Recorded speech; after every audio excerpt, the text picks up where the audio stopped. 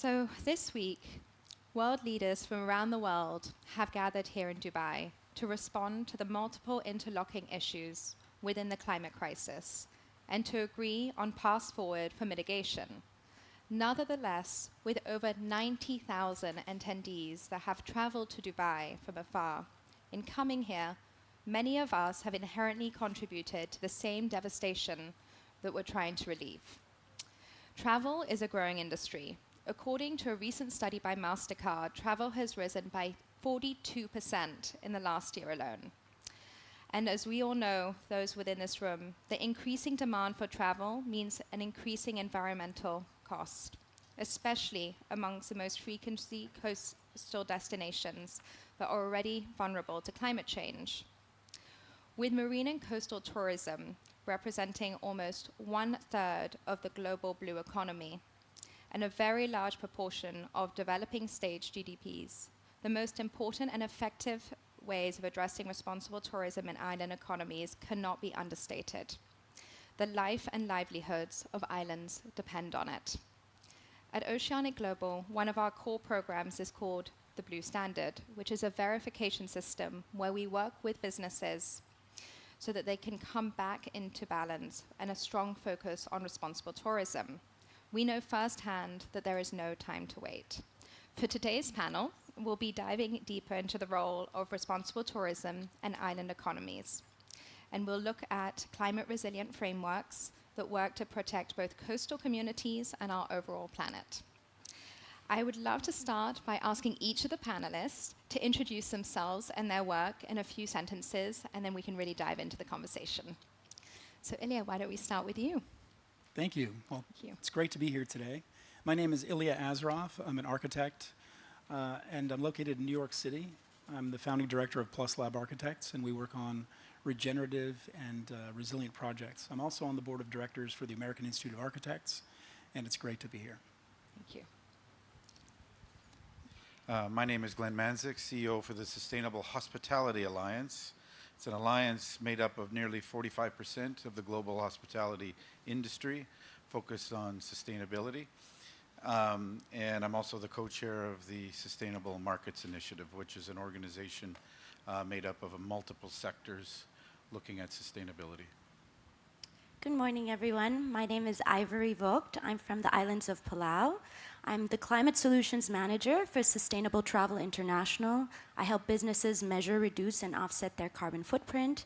And I also am a climate change professional helping Pacific islands like my own, Palau, with their carbon credit mechanisms. Good morning, everyone. My name is Brianne Tate. I'm the Global Director of Sustainability for the Jumeirah Group Hotels. So welcome to my backyard here. I also have a background in climate finance. So this is one thing that's close to my heart. And I can hear a lot of dialogue and discourse happening across the board at COP. So working for the World Bank. And then I also helped start a blue carbon project development organization focused on mangrove projects. Good morning. My name is Raquel Moses. I'm the CEO of the Caribbean Climate Smart Accelerator, where we matchmake projects between the public and the private sector and help to bring funding to projects in our region. We cover 28 countries. I'm also the UNFCCC Global Ambassador representing the Caribbean and small island developing states. So we've got a pretty amazing panel, really working at every single level, and so very, very honored to be able to dive into this conversation across. So before we dive into some particular questions, I'd love to hear from each of you.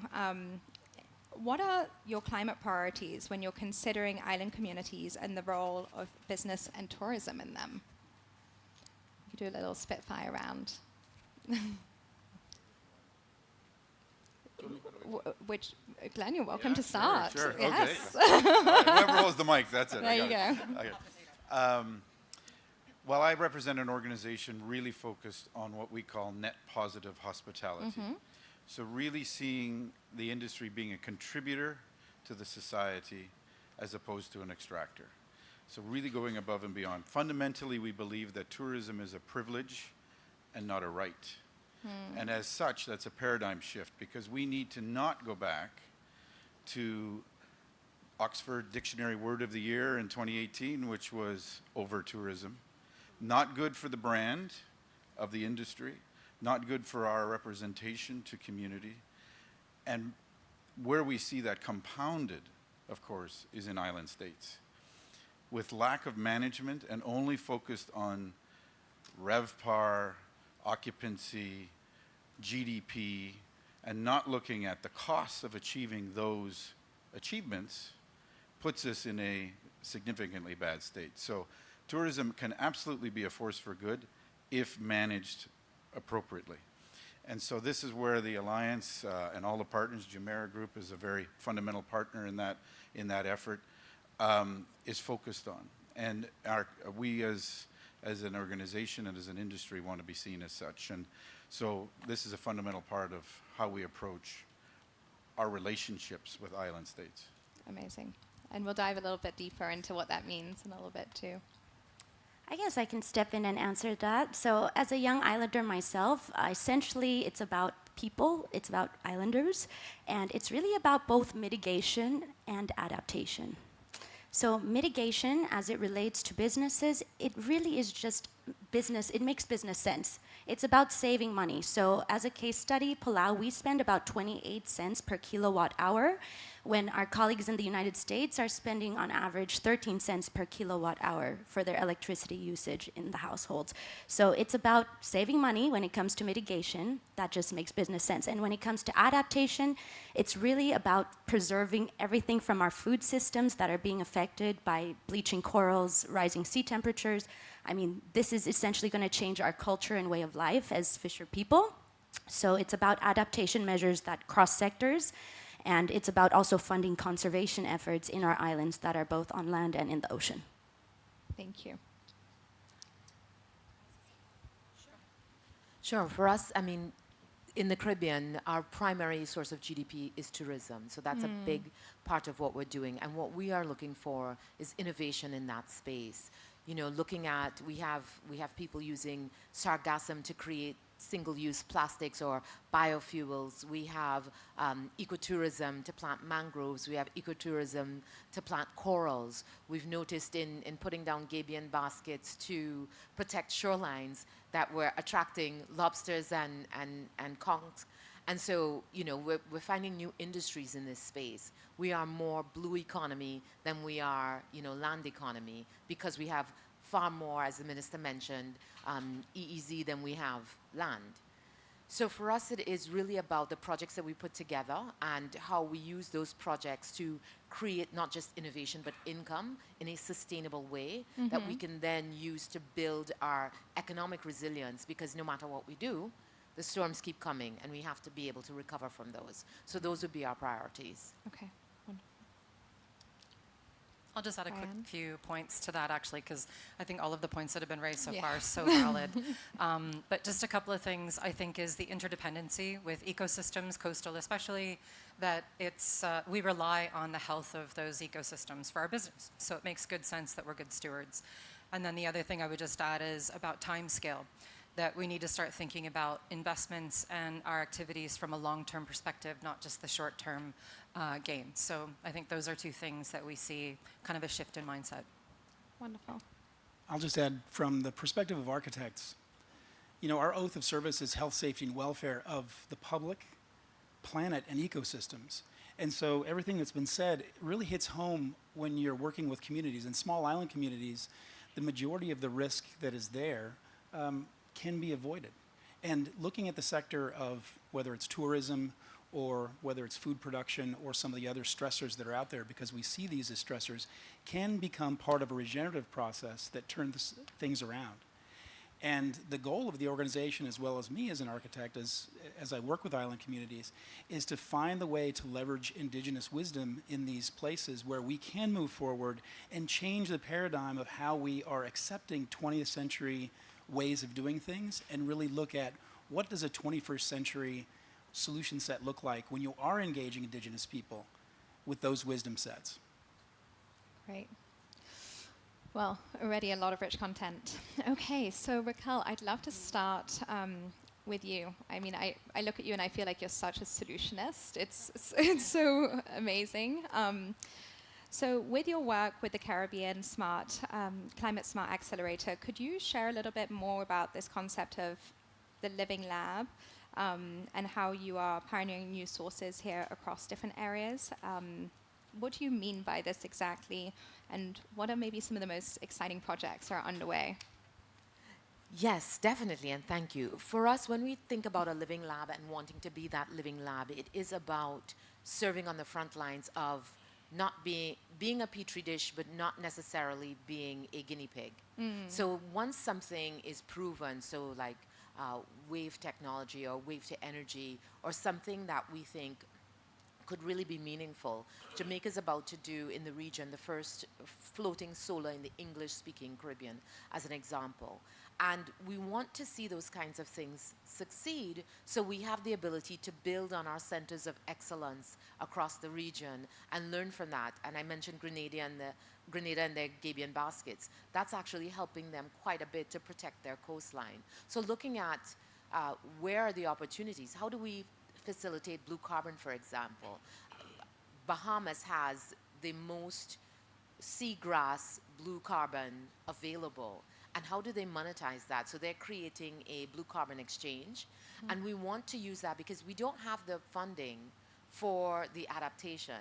And there are no cash flows. You know, you talk about the cost per kilowatt hour. Well, there's nothing that we can use to say, okay, well, let's use this cost saving to pay for this thing. So we have to find innovative ways and serve as a lab. You know, the Seychelles was the first to do the blue bond, and then Belize was second, and you know, we're building on that capacity, and we're trying to now do the first multi-jurisdictional blue bond in the Eastern Caribbean.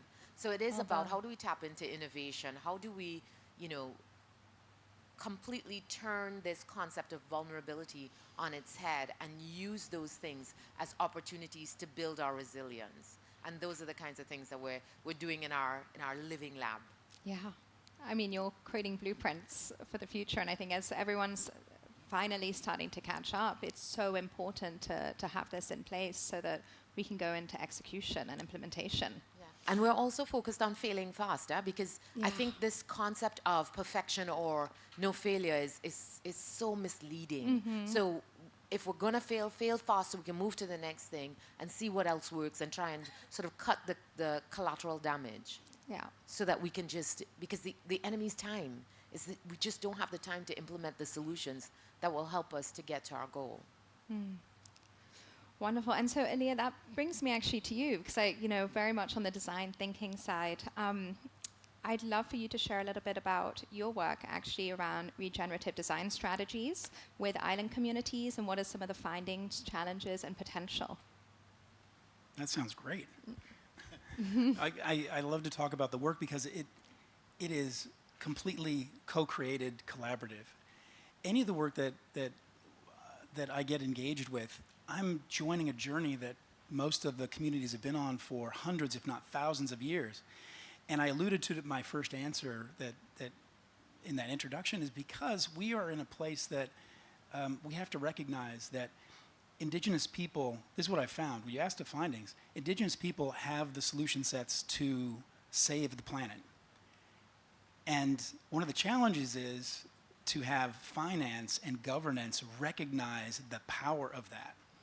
In a post-colonial society, it is really difficult for people to look at something to say, oh, no, that can't be right, when it actually is right. We've been doing restoration of wetlands and restorations of entire valley water drainage systems and growing systems as part of architectural systems for communities. And that alone just tells you that people have it right. Because when we get to this idea of regeneration, it's about creating abundance. We keep worrying about getting to zero carbon. I'm all for that. But every indigenous culture looks 7 generations ahead. Every indigenous culture is relying on 7 generations behind. And they have the methodology by which you can repair the planet with every step of development. That is an ethos. So all of the work that we do and the work that my colleagues across architecture, we really look at that first part. Health, safety, and welfare of the public, planet included. So hope that gets us rolling. No, thank you. I'm loving this long-term theme of taking this very long-term vision and really investing in humanity and the environment. And again, very different to how we're currently operating. And Glenn, you touched upon this concept of net positive hospitality and extractive models. And you've proposed a model forward, actually, for how businesses can be part of this equation. And I'd love for you to expand on that, because I think it's already touched upon so many of the ways that these panelists show up and weave that into their own work. And I think what I've just heard here exemplifies what we mean by net positive. So we've mapped this across people, planet, place, and it's important when we say this, place and prosperity. So it's really grounded that it's a privilege to have your hotel in that particular place. And if you come at it from that perspective, everything changes. And the membership of the Alliance have formally agreed that that is the way forward. And I think that's a real shift in thinking. And I think drawing on this, the Indigenous message, because I take that near and dear to my heart too, coming from Canada originally, that the relationship and the wisdom of the Indigenous people of the land makes the difference for how we as an industry can perform. And if you think about it, tourism, and particular hospitality, has a vested interest in the success of that particular place. And as such, can be also seen as, from an economic perspective, the stewards of the destination. No other economic sector can actually lay claim to that or actually have that vested interest. There is no destination B. We don't have hotels on Mars yet. You know, those are things that, so we have a vested interest to ensure the success of the communities that we are in. And so we've taken some very bold action across, and we have a series of initiatives that focus on that, a pathway to net positive. So, we're, you know, from any starting point in that journey that the hotel companies are in, at the SME level to the company level, there is that journey. There's tools to support that, the guidance materials to support that. And it's great to see Tim here from SIM, who we've gamified the pathway as well to make it very easy and approachable to understand what we're talking about. Basically, building your business case to approach, asking the right questions as it relates to your environmental practice, as well as your social practice, which is very fundamental to the mix as well. So those areas of focus have been a real driving force of the activities the Alliance is doing. And then the actual initiatives on the ground that you're hearing about, the industry is very engaged in that. There's some challenges that I'll touch on probably a little later, but the industry is very keen to be seen as that contributor. And I'm curious, for a new project, it's much easier to come in and do it right from the beginning and really design this. You know, we've been speaking about design and making sure that these blueprints are there. But for existing establishment that then would like to make this shift, how does that work? Is that possible? Yes, it definitely is. The retrofit of existing facility is possible. It is actually, as long as we show the way in the terms that it can be very cost effective, there is financing for that journey to start to happen. That is happening. But there are little things the company can do just in the operations, you know, from food waste to the recycling programs they have to just outreach into the community. They don't have to make so many big changes to their building in order to, but it's just how they operate and how the culture, you know, the shareholders are demanding this happen. Otherwise, they're putting their money in other industries. The communities that they have, again, like I say, the privilege to operate in, are expecting this. The customer, more than ever right now, is also expecting it. And for the very first time, certainly in the last 2-3 years, the willingness to pay has substantially increased, particularly in the luxury market and the business travel market, which is usually the early adopters at making these initial investments. But I would say, more importantly, and as the industry continues to grow, the employees are demanding this, that the industry stands for a higher purpose. Not just to serve the customer, but to actually have a balance between customer and community. And if you see that happen, that we know, the younger generation that's coming in, if they don't feel that making that bed in that room is not serving actually a higher purpose, they'll work somewhere else. And they know how the sausage is made. And if that corporate culture isn't there that permeates all the way down, they will move to the next hotel company or the next industry. And so there's that driving force that's pushing the industry forward. Great. So keep putting pressure, essentially, and making sure that we're striving for new ways of showing up and supporting the industry in that. So Ivory, as a sustainable tourism consultant, you've worked with many countries around the world and also with over 100 businesses. What is the potential role do you see of the tourism industry playing in building climate resiliency and sustainable livelihoods with island communities? So I'd start by saying that there's 3 things necessary for tourism to help with climate resilience and sustainable livelihood. And those 3 things that we've learned, first, it's part of the diversified economy of an island nation. So we learned that through COVID. Second, that it's locally owned, locally led, so we need like public and financial support for small to medium-sized enterprises.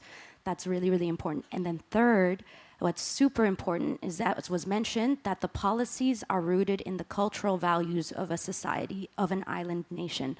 So for us in Palau, we have a word for conservation. It's called mangarioml. It's an age-old practice that we've done for 3,000 years. It's the idea of when you take out a taro plant, you replant that same taro, so you never run out. So I know there's buzz terms like regenerative travel that are coming out, but we've been doing this in islands for a very, very long time. So those 3 things are preconditions for tourism to really be a source of climate resilience. And some success stories, I guess, when it comes to policies in Palau that we've seen is we had the Palau Pledge, that passport stamp that visitors sign when they come to our country. But not just the pledge, we also require a $100 green fee that goes to funding some of our conservation work in the island. And we see other islands like Hawaii also implementing this kind of green fees. That's been very successful. We also have like the world's first shark sanctuary. And we also protected 80% of our exclusive economic zone, the size of France. So policies rooted in cultural values are really the key forward. And then a personal program I was involved in too took a bottom-up approach to measure the carbon footprint for the tourism industry in Palau. Bottom-up being, I personally went to more than 30 businesses, locally owned hotels, restaurants, tour operations, to measure their carbon footprint, so in the island. And I asked them things like their energy usage, their fuel usage. I had to educate them on, things like climate change in some cases, because it makes sense to them that it costs them money, but it also costs them money to change their business operations. So you also have to make a case of why they should do it and where they can source products, things like that.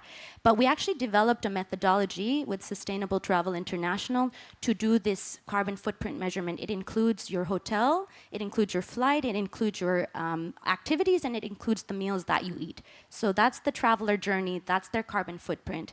When travelers are educated on their footprint coming to islands, that gives us the opportunity to tell the traveler very specifically what they can do to mitigate that footprint. So they can fund a locally led conservation effort. That could be like coral planting, it could be mangrove planting, it could be planting clam nurseries, which is what my mom is doing in the islands right now. So these are the kind of things that I think really showcase how the tourism industry can be a real leader for climate resilience in small islands. Amazing. Taking a really localized and very holistic approach, actually. Yeah, very, very key.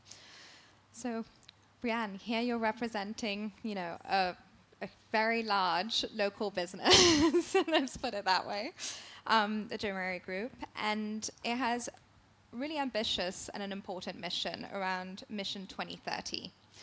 Can you share a little bit more about this and the potential impact of implementing these changes in building climate resiliency? I'll share as much as I can without signing an NDA. Okay, Yes. we'll take as much as you'll give. So I'll start off maybe first of all with looking backward a little bit. So sustainability is not necessarily something that's new to Jumeirah, new to the UAE. I think a lot of the conversations today are a testament to that it's not necessarily new, it's just how we actually incorporate it in our business. A couple of examples, if you look around Madinat Jumeirah, you'll see the wind towers. So this is a traditional Emirati design of air conditioning. So this was how, before they had air conditioners in their homes, they used these wind towers and wind tunnels to sort of funnel cooler air to cool off in a architectural and design way. We've also, for 20 years, hosted the UAE's first and busiest turtle rehabilitation clinic. So I invite you all, if you get a minute to walk around, go head over to our turtle lagoon, where some of the turtles that are rehabilitating are actually getting strong enough to be released back into the sea. So we've had about 2,100 turtles so far. And then we use that as a platform for engagement because we want to involve people in some of the issues that turtles face. The endangered species like hawksbill and green turtles. There are so many issues like plastics. So this is a really big one. We find plastics in almost every single stomach of every turtle that we end up finding. So that's a pretty stark reality. And then so what do we do with that information? We're getting rid of plastic. So hopefully you don't see any plastics at this event. If you do, I'd like to hear about it. So this is one of our commitments, is basically by 2025 to eliminate all plastics from our operations. So I think the water bottles are probably the easiest one. It's everything else. It's just so prolific, I think, in our industry. So back to Mission 2030 and sort of looking forward. So essentially what we're doing is looking to double our portfolio, and that will be in international markets. So we're currently sort of putting that strategy together and what it looks like. And now basically what sustainability becomes is core to that strategy. So it becomes the heart of the brand rather than something that we incorporate in our environmental impact assessments, for example. So it becomes part of the development strategy of the business, and then also operationally and on the retrofit space. So, as an operator, it's mind-numbing the amount of detail that you have to look into from an operational perspective. What's happening with your housekeeping teams? What's happening, front of house, back of house, food and beverage? It's just top to bottom. And then in addition, those retrofits and refurbs, how are they designed? How are we taking, a regenerative approach, as Elia's mentioned? So, and then the new builds, the new projects, the business development, how do we apply a filter? So how are we going to sort of select those locations and then be able to do it in a sustainable way? So a couple of examples where we're operating in island communities would be Maldives and Bali. Here in Maldives, we spend quite a bit of time working on regenerating coral populations, because that's what people are coming to do. They want to come to Maldives to look at coral and ocean species. And so if they're not there, or if they're impacted, we're going to lose our business. So the symbiotic relationship is very, very clear, right? So there's a business case for this. And then in Bali, unfortunately, we spend multiple hours every day cleaning up ocean plastic that washes up on our beaches. So again, and 16% of ocean plastics comes from Indonesia mainland. So this is a wicked, ironic sort of cycle that we really need to figure out how to get on top of and work with the local stakeholders, because waste management systems just don't really exist in the way that they need to exist, even just without the tourism industry there. So it's the challenges are huge. There's a lot to do, but I think it should be a voluntary approach, but then also regulatory. I think we need governments, and I would encourage governments, both at the federal level and local levels, to step up on the regulations, because I think that will nudge things in the right direction as well. Wonderful, thank you. And I'm curious, so when you're going into specific regions, are you obviously representing the private sector? Like, what is that relationship with local governments too? And maybe, Glenn, something that you can also touch upon with, successful implementation there, and Elia, but like, we need to be working across these different levels when we're looking beyond a property and taking a very kind of regional approach towards responsible tourism. I'll take maybe 2 examples. So Switzerland, for example, we've just acquired a property in Geneva, and the regulations for a refurb of a building in Geneva, the Geneva Canton, are significantly high in terms of green building design, and you're almost ready to qualify for LEED just by following local regulations. So this is extremely stringent. And while my colleagues find it difficult to deal with, in the background I'm sort of cheering it on, because this is what we need. We need to be kind of a little bit forced into it and get comfortable with it and realize that actually there's a long-term payoff, right? So in the CapEx or the capital expenditure that goes into these projects, it might make it more in the beginning, but longer term, it's going to make more sense operationally and we'll save money. In other locations, it's a bit more voluntary. It's not as strict and it's not as stringent, so it really relies on the voluntary approach. And of course, we're going to do that, right? But again, I think there is a space for regulations to ramp up. Yeah. Great. Regulation is a key part of this journey because there is a need for a bit of a stick. And I will say the EU in many cases are leading the way and making these, everything from green claims processes that are going on right now. If let's say a property outside of this building, not this building, but if somebody out there is saying that their building is green and when in fact they aren't, they're eligible to be sued by the customer or by anybody that is interested in doing such. So that wakes up people pretty quick, and to ensure that what you're saying is actually what you're delivering. But there's no doubt what we're seeing is that the industry can play a role in destinations that don't have all the infrastructure in place.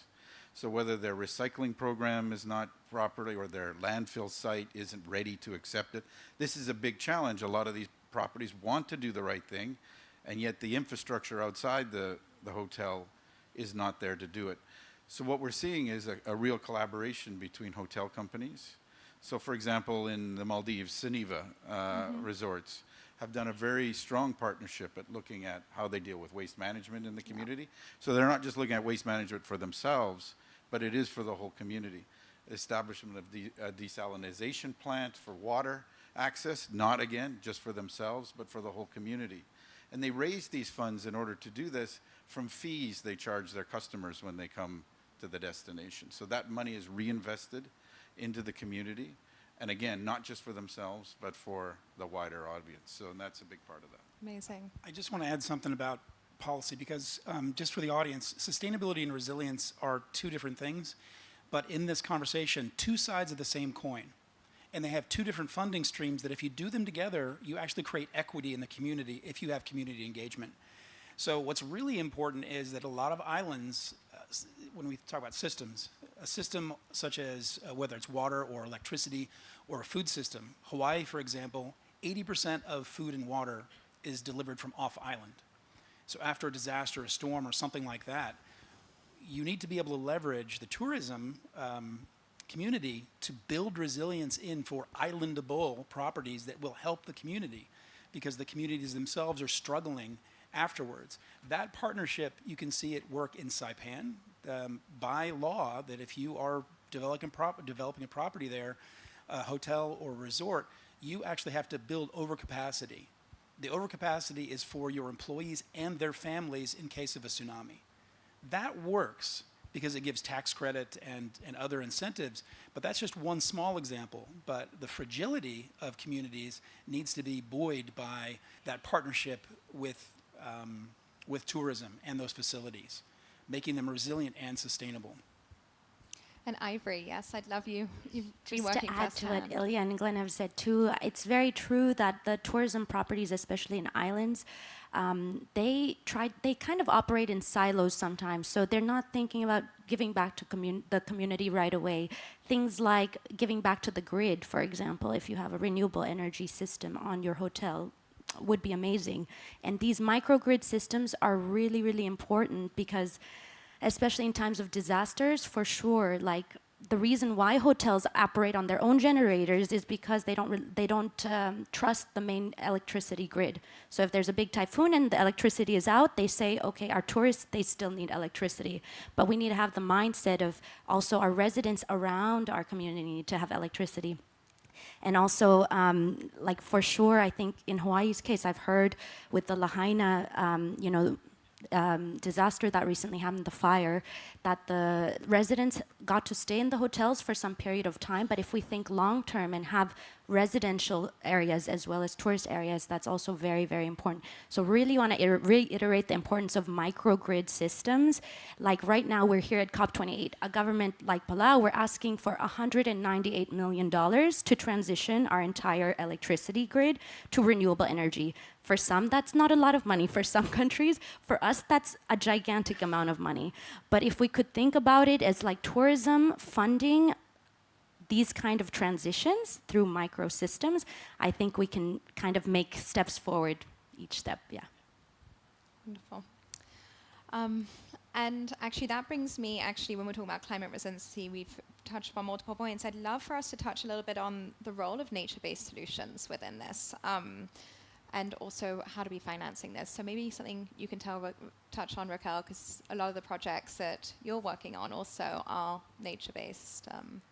Definitely. I mean, I think we went through such a long period of time where we were thinking that we were going to solve everything with built systems, not realizing that built systems were part of the problem, and that nature has a way of managing the entire ecosystem very well on her own. So we're looking to a lot of nature-based solutions in coastal protection, in carbon sequestration, in how we transition to resilience, right? Because it's part of the damage due in part to tourism, that some of those natural ecosystems that protect the shorelines have been destroyed, and we're seeing storm surge coming in, which mangroves help so beautifully to protect. We are also seeing a lot of investment in blue economy, so it represents a real opportunity for us, and we have to make sure that we are capitalizing on the few opportunities that present themselves, because like Pilar, we're small, and people don't see us as having either impact or capacity. We launched last Friday our Climate Smart Map, where you can aggregate projects across the region with islands of similar characteristics, but you can also see what are the projects that are going on across the region. You can understand where, if you want to make a big investment across the energy, what are all of the islands, where are they on their energy transition journey, and what is an opportunity to create impact across several islands using collaboration. So for us, it is about using technology, but using technology to enhance nature's natural systems and to encourage investment in nature-based solutions that can then help us, finding creative uses for things like sargassum, because that's destroying our tourism industry.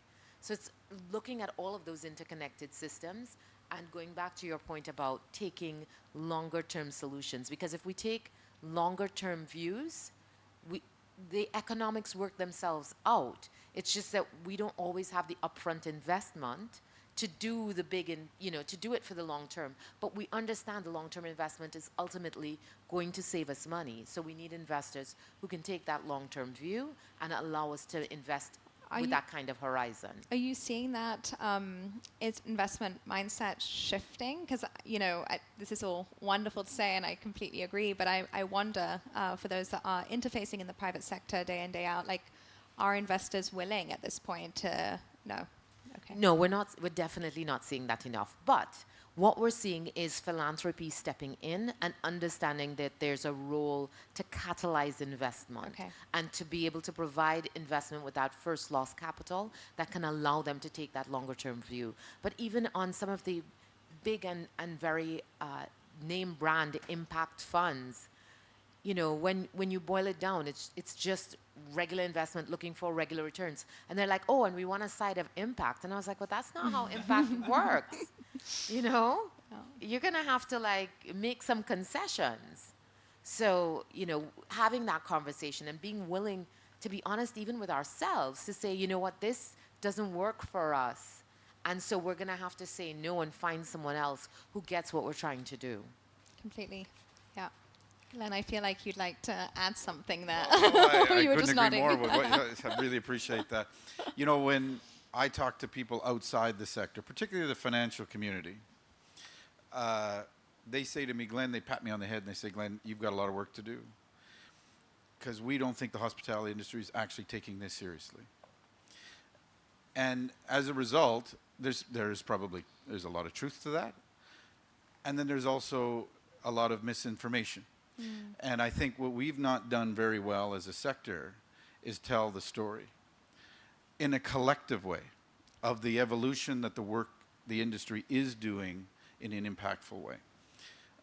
And I think that is a big gap that we have got to overcome. We've done a good job at telling the story of the visitor experience in your particular property or in the destination you're in, but we haven't really told the story in a meaningful way, because that will then cut through the dinner table talk at every community and every destination around the world to understand where this industry is doing. But I will say, there's a lot of folks that don't know what they don't know, and they want to see somebody else do it, and then if they do it, they'll learn from it and do it themselves. Somebody will be a pioneer, and they'll be the risk taker and showcase the way. And because it's hard, you know, they have to get up every morning, they have to turn rooms, they have to turn tables. It's a lot of work, and thinking about what that means. And now you want to layer something new into the conversation. It's a difficult thing. But if you could show best practice through case studies and through that effort, and I'm just hearing amazing case studies sitting here. You could write a book just on the material that I've just heard here. That's the exact thing we need to do more of, but it has to be done collectively. Completely. And I know we only have a few minutes left, and we are at the Island of Hope. Everyone here is working firsthand on designing and implementing solutions, which is an amazing privilege to be able to be a part of, especially during COP when I feel it's so doom and gloom. And I would love for each of you to share, you know, if everything aligned in the work that you're doing, like what is that best case scenario that you'd love to see flourish there? I think a lot of the time it's very hard to imagine a positive future right now. And we also have a responsibility to paint those pictures so we know what we're aspiring to creating and building, and not just adding bandages on it. So yeah, I'd love to each hear your dreams in your own sectors. I wish I was going last, because I have to really think about that one. That's a lot. But you know, if I think about a framework that I always use, it's the framework for design excellence.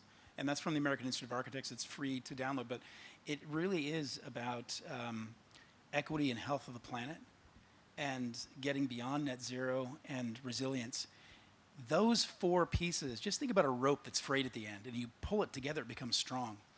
If all those things aligned and global financing really took a look at how we look at the unfamiliar of indigenous populations feeding into that, that would be such a dream, because I know for a fact how that works in my work. The projects that come forward are very successful, and they are extraordinary. They're community-based, they're equitable, and people see themselves because it is from a deep cultural place.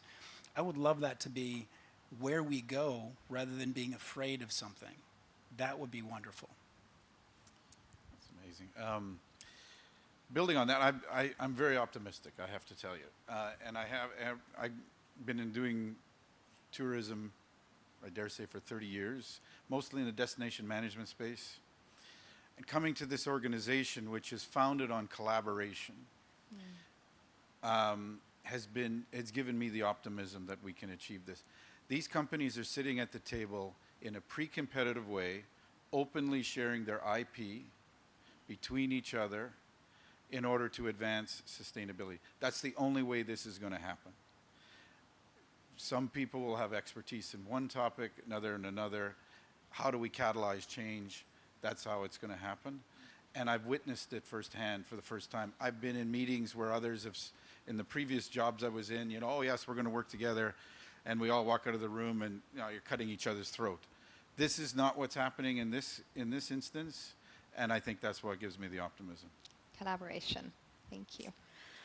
Well, this is a hard one, but I would say that along with collaboration, I also want to see and I envision a future where islands have some sense of self-sufficiency, and where tourism connects with our food security systems, our renewable energy systems. And I think platforms like this, where islands across different regions, share knowledge. I've learned a lot, actually. I think the Caribbean is a really, really beacon of light for sustainable financing, innovation, these accelerator programs we can learn from. The Pacific, we have the policies, indigenous frameworks, things like this. I think it's very important, and just that vision, how we can have self-sufficiency for a brighter future. Thank you. Wow, this is a tough one. But what I will say, and that is encouraging to me, because I'm relatively new to the hospitality industry. In fact, I grew up as a teenager working in the tourism industry because my hometown relied on tourism for its dollars. So I kind of get that sort of boom-bust cycle. When it's high season, you got to make the money, and et cetera. So it's in my blood to a certain extent. One of the things that I'm so encouraged about is that since taking up this role with Jumeirah, I haven't really been told no. And it might not be, maybe not right now, or it might be, I need to understand it better, but it's not really a no. And so for me, that gives me so much hope and optimism that I think if we just figure it out, we can figure it out. And then we just need to implement it. And I think people are, they're not afraid to jump in. I think once they hear about sustainability, so many colleagues in my organization, they want to get on board. They're like, what can we do? Can we volunteer at COP even? Can we, what is it? How can I get involved? How can I learn more? So there's an appetite. Glenn touched upon sort of the employee value proposition and being the employer of the future. You need to engage your people both internally and externally. So I think those are things that give me hope, and I think we can do it. It's just we need to figure out how. For me, has anybody ever been in an accident? If you've been in an accident, put your hand up. Okay. In driving school, you learn that what you focus on is what you'll hit. And the fact that we even have an island of hope is the thing that gives me hope. Because we have to have hope, and we have to have that destination, that positive destination that we're heading towards, because that's the thing that we're going to hit. That, and young activists like Ivory and her Caribbean counterparts, and the entrepreneurs that we have creating new solutions that will help us build our economic resilience, as well as address climate change, that gives me hope. Well, thank you all so much for all this knowledge sharing, for showing up in this way and doing the work. And I'm personally leaving here full of hope. So thank you.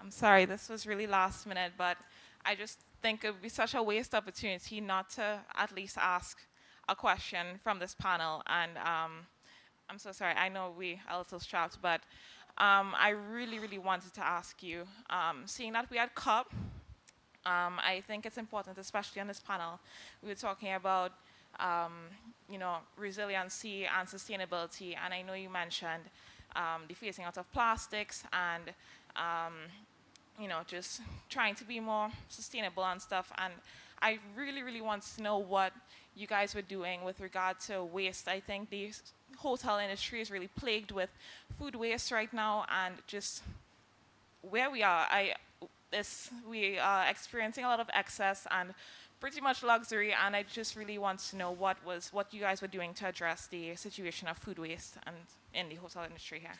I'm going to put the hot seat under me. Okay. All right. I'll take it. So one of the things that we need is a strategy, right? So we can't do it piecemeal. We need to have a strategy. And so we have that strategy now. We've done our baselining. We've done our target setting. And we've set interim targets, so 2030. So we are part of the UAE climate pledge. So we do have a net zero commitment. And so importantly, we need to have those interim goals 2030, because we're human beings, right? We're going to leave it to the last minute if we can. So it's really important that we have that trajectory. So in terms of our overarching goals, we've got a 35% emission reduction target by 2030. We want to cut our water use by 30%. We want to increase our waste diversion to 50%, which is challenging because the local infrastructure still leaves a lot to be desired, unfortunately. And then we've got a variety of other targets with regard to sustainable supply chains. We're partnering with Seafood Souk Trace, which is an organization that started out here, which aims to get traceability and transparency on where seafood products come from, because it's one of the worst in the world from a transparency perspective, and practices are abhorrent. So taking these kinds of steps are really important for us to make sure that we've got those targets in place, and then we have to work towards those. So I've been spending the last several months sort of disaggregating the targets to, on a property level, what do they need to do, because it's one thing to set a corporate target, but it's another to actually operationalize it. So food waste, one of my favorite topics, and it was probably the predominant discussion during my interview conversation because it drives me nuts, right? The excess in the UAE. GCC, I would say, I don't think we're unique, but in the GCC in general, the all-you-can-eat buffet and the brunches that go on for hours it's a mainstay, right, of the sort of social fabric here. A staggering number, and I don't know if you've heard this so far, but the amount of food waste generated in the UAE, 6 billion dirhams per year, right? So that's $2.5 billion of food wasted every year. Think where that food could potentially go.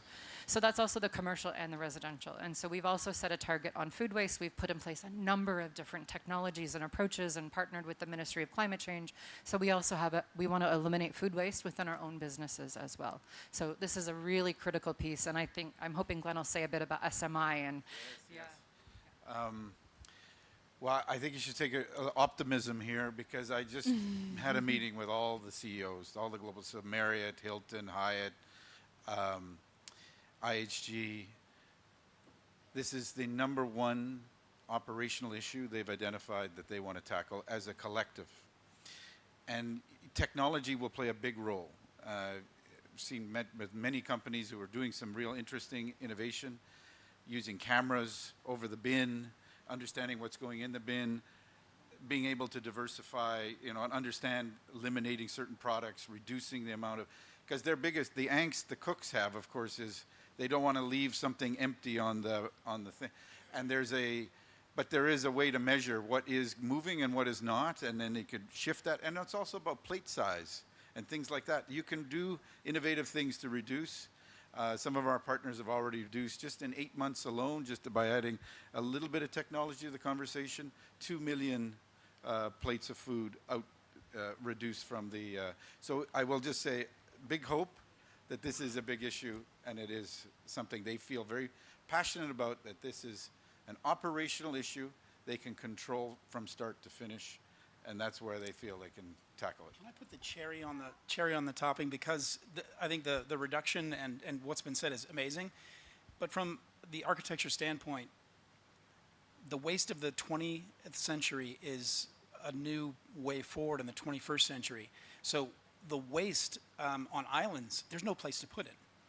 A lot of the communities we work with, you cannot have water waste come off of your site. So the technology piece is really important.